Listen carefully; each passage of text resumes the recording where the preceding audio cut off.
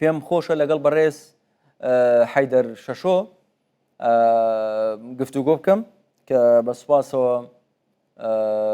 لە شنگالەوە لەگەڵمە بەڕێز حەیدەر شەشۆ ئەم کاتت بە سوپاس بۆی کە لەگەڵ ئێمەی 12 ساڵ تێپەڕێ بەسەر جینۆسایدی کوردانی یەزیدی ینی ئەمە چەند جارێکە جەنابەت لە ڕوودا و پێشتریش گلەیی ئەوەت هەبووە نیگەرانی ئەوەت هەبووە کە شنگال ئاوادان نەکراوەتەوە کار بۆ گەڕانەوەی ئاوەرەکان ناکرێت قەرەبووی خەڵک ناکرێتەوە لە یادی 12 ساڵا قسەت چییە؟ پەیامت چییە؟ ڕۆژ باش گەلە سپاسی بێ دەرفەتێ ئەپڕاستی ئەس بێژم پشتی 12 ساڵە وەختێ وێ هاتیە گۆ ئەم ترکا گازنا بدەن ینی ئەم ملەتکنە ئەبە 12 ساڵێ ما گۆ ئەم داخوازیە خەلکێت کەن داخوازیە بەرپرسێت حکومیت کەن داخوازیە بەرپرسێ دەولەتیت کەن گۆ بأركي خرابان إش حمايتها بملتي يا بملتي وجو هم بكاتي العراقي تعاملي بربكان براسي بمخابن ريبا أم بيجنب نجهنا و قراري جو فعلا حكومة عراقي تعامل مرة كربي يا مرض مجتمعي دولي تعامل مرة كربي سر أساسي مع ساتي ما جبر بينا أم غازنا بترنا كان براسي وقت غازنا ديتنا مدبسة دبي جو أم داخوازية حقي خو بكن وتنازلش حقي خونا كان حتى وجو هم بيكاتي العراقي وبيكاتي الكردستاني تعامل ملتي ما يزدي رجيب ذكرن. بله. بيجا أف إبادة بسر ملتي يزدي هاتي نا إبادة بيشي بويا أم هيبيت كان جويا طالبيش برجو هفتي وشار فرمانا ردر باز بويا وأس فكريت بيجم أم بربرسد إزديات حملة مسؤولية كان جبرجو ما نكاريبو بشكل كي درستي أم خصمتا خلقي خو بكان بلكي ما نكاريبو أم بشكل كي درستي دنج ملتي خو مأسات ملتي خو بجهيننا جهات المسؤول إجبر وينا ديتنا مدا غازنا ما دويش ما بي غازنا ما نش أطراف عراقي بي يا أطراف دولي بي جبرجو أو إن طرف يا أو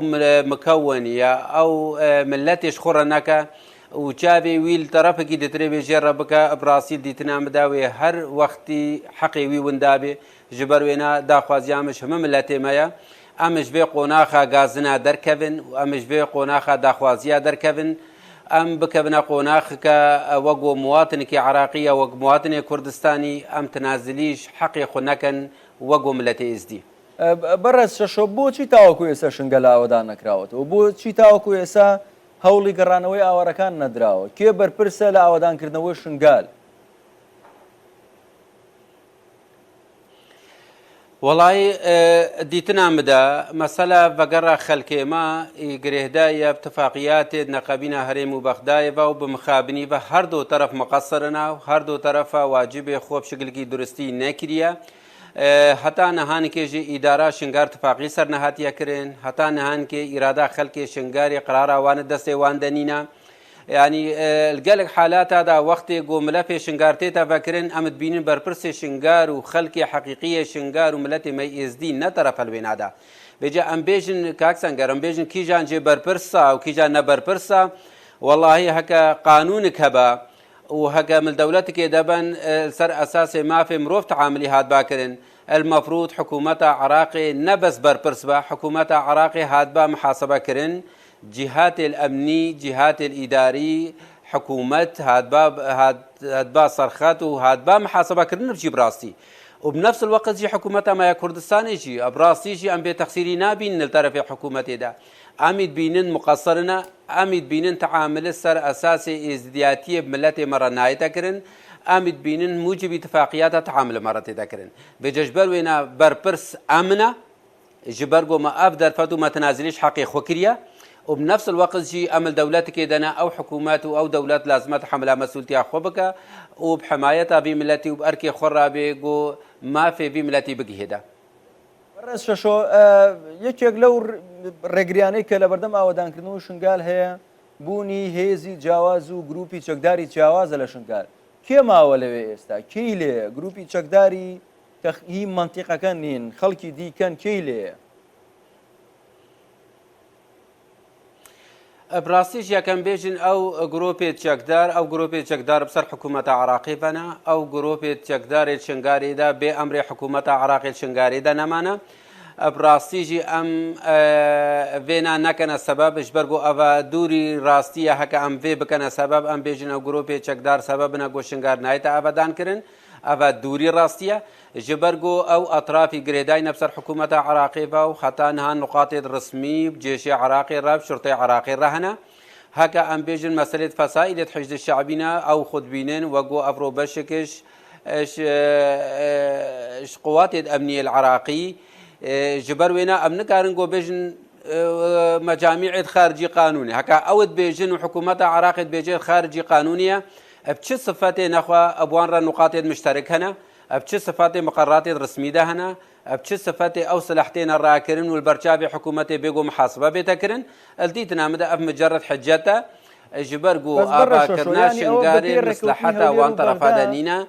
وقر بله بپیر ڕێکەوتنی هەولێر و بەغدا دەبوو ئەوانە بکشێنەوە هێزێکی تایبەت دروست بکرێ لە خەڵکی منتیقەکە بۆ پاراستنی شنگال و شنگال دەست بە ئاوەدانکردنەوەی بکرێ ئەو خاڵانەی ڕێکەوتنی هەولێر و بەغدا بۆ تاوەکو ئێستا جێبەجێ نەکراوە ابراستیت وێگو ئەم vەگەرن نەبەس مەسەلا اتفاقیە شنگارێ هەگە ئەم المادێل دەستوری vەگەرن و اتفاقیاتێ نەقەبینە هەرێم و بەغدای vەگەرن ئەم جارێن پرسیار بکەن کیژە جیبەجی بوویە ماده 140 جیبەجی بوویە هەتانکێ گو ئەف مەناتق مەسیرێوان بێتە دیارکردن اتفاقیە شنگار جیبەجی بوویە هەتانکە ئەو قوات الأمنی موجبی اتفاقیە بێنجیە خۆ بگرن و ئیدارە vەگەڕێ تعویدابی خەلکی ئەو قراراتێت گۆ دەرکەفتین جیبەجی کرینە قانونا ناجیاتای گۆ هاتی سەدراندن هەتا نەهانکێ جیبەجی بوویە ڕۆفاتێت گۆ هەتا نەهانکێ ساڵادا المختبرات دواندا والمستشفى دواندا البغدادي دا معنا نحاتنا تسليم كرن اف حجتا ولا افرو ميزانيه عراقي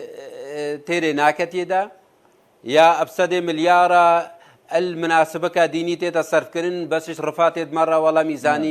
ميزاني كبردسنين هتان كي قوم كاربان فان رفات تسليم كان الديتنا مدى افا هم تقصيريه جبرگو برپرسنا جوی ایبادا ملتی ازدی هکا سبا داخوازی بی ملتی بجیهاتن هکا سبا محاکم دولی ببون از الوی بهوری ما قلق اطراف جبان بین محاسبه کرن و حقیقت لازم بو بین محاسبه کرن جبرگو او تحمل مسئولتیا کاملت کن بله زۆر سپاس دەکەم بە ڕێز حەیدەر شەشۆ فەرماندەی هێزی پاراستنی هێزت خان سواز بۆی لە شنگالەوە لەگەڵم